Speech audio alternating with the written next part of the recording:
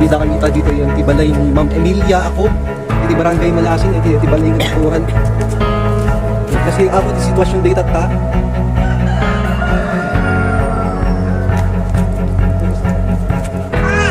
Tadi pumanawag ka talaga. Pag matamurat tumaray. Pang kami di sumang ato na katawan eh. Yung Mawambulo City na Isalbante. Awang kami mo. Batang hindi na kantidata. Di sumang ato na katawan eh.